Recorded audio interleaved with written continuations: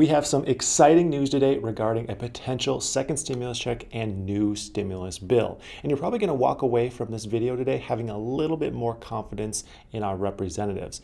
And this is because we have a bipartisan stimulus bill put together by frustrated legislators. A group of 50 moderate lawmakers from both the Democratic and Republican parties came together to see if they can find some common ground on a stimulus bill.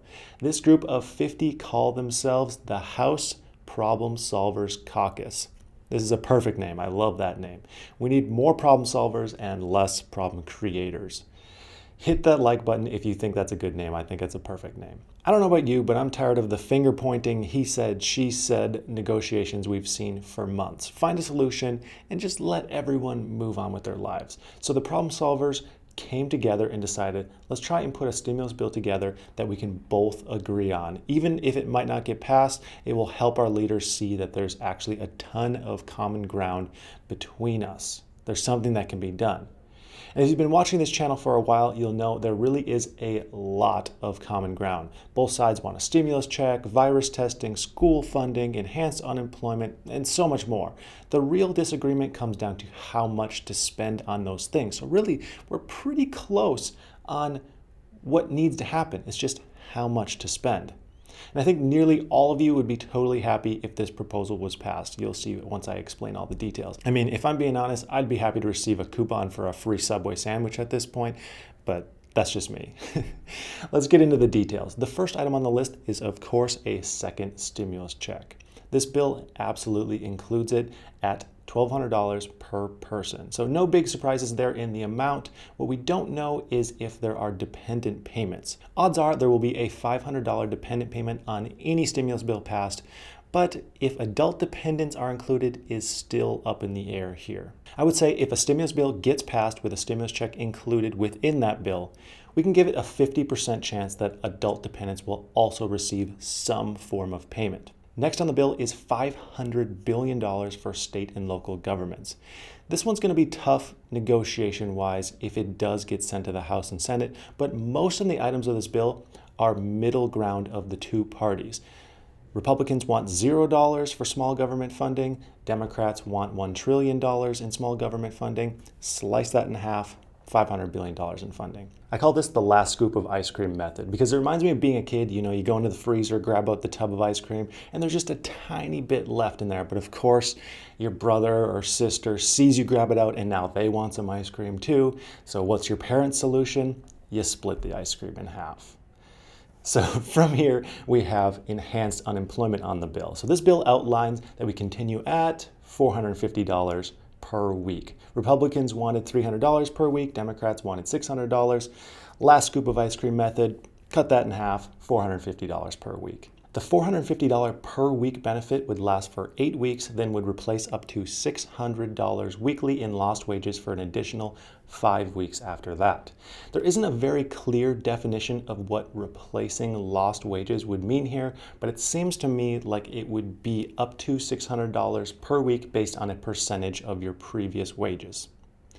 Also included in this are some automatic triggers. And again, if you've watched this channel for a while, you will know we love automatic triggers when it comes to a stimulus.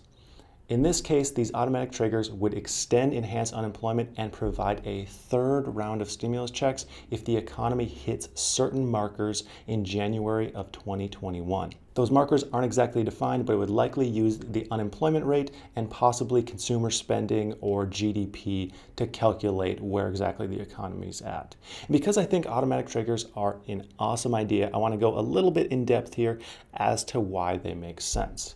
So there's a paper called If, When, How, a Primer on Fiscal Stimulus. It's written by Douglas Elmendorf and Jason Furman. In this paper, they test and explain the effectiveness of automatic triggers in stimulus. It couldn't be more relatable to this. The paper starts by laying down a major issue, and that is the response to an economic downturn is always too slow, and any amount of delay can make an economic downturn worse. So they proposed the idea of a pre-legislated stimulus that would be enacted when the economy hits a specific marker. This would eliminate any legislative delay because no negotiation would need to be done in the heat of the moment. The paper states that in most cases, monetary policy should be used as the first line of defense towards downturn, and then fiscal policy should be the second line. Monetary policy being things like the Federal Reserve adjusting federal funds rates, the interest rates, and fiscal policy being things like stimulus packages. Now, monetary policy is better in most cases for three major reasons. First, the Fed can act way quicker than Congress. They can change interest rates whenever they want. Second, the Fed can judge timing and the magnitude of changes needed better than anyone else. They have the best data. And then third, poor judgment in a fiscal stimulus can have the opposite effect of what the goal is. An example being cutting taxes without cutting government spending just results in a larger deficit and more problems in the long run. Now that I've explained it, don't you wish Congress set up automatic triggers in the CARES Act? This would have completely prevented the last 2 months of negotiation standstill, and I'd be talking about something completely different right now. Automatic triggers are how things should work. In a well-run business, when something happens, there is a process and an automatic response to that thing. There's no reason that can't also be the case for governments. So now that we have that covered, let's go back to the bill. The next item is $100 billion for virus testing and research. This one doesn't come as a huge surprise because it's one of those issues where Democrats and Republicans weren't far off from each other. So there's not a whole lot to say on this one. Then from there, we have $25 billion for mortgage and rental assistance.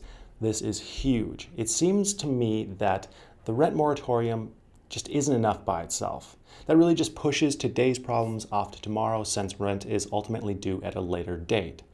This leaves tenants in a hard spot and many landlords who will never be able to recoup previous rents. A fund that both helps renters and landlords with payments would cause a huge amount of relief and prevent a lot of secondary and tertiary problems.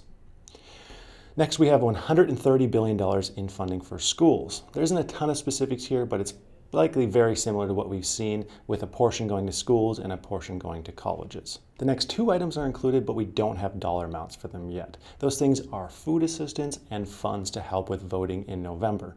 Food assistance is a big one, as research shows increasing food assistance is one of the best ways to stimulate the economy in a downturn. And then finally, we have $15 billion in funding for the post office. And again, this is another one of those issues that both sides have agreed on. It needs funding, so it doesn't come as a huge surprise. So that's all the details on the proposal we have so far. There are areas that have no mention as of right now, though, so let's go over those real quick. The first one I noticed is liability protections for schools, businesses, and churches. This is McConnell's must-have stimulus item. Democrats were wary of this because it may give workers less protections, but I think if a bill gets passed, it will likely contain some form of liability protections, even if it means it's scaled down a little bit. Hazard pay hasn't been mentioned yet either. In this one, I would be surprised if it was in a bill, but I know many of you really support this idea, so I wanted to at least mention that I haven't seen anything on it yet. And finally, there's no mention of a payroll tax holiday. This one doesn't have many supporters and would be unlikely to pass through any committees or through the House or the Senate. So in summary, this is probably my favorite stimulus bill so far. It gives just a little bit of what everyone wants, or I guess you could say everyone will equally dislike it. But I'm just so glad that people are actually working to find solutions and make things happen here. I just hope Democratic and Republican leadership sees this and just starts taking action. So this is all we have for today. I'd like to thank you for watching, and I hope you have a profitable day.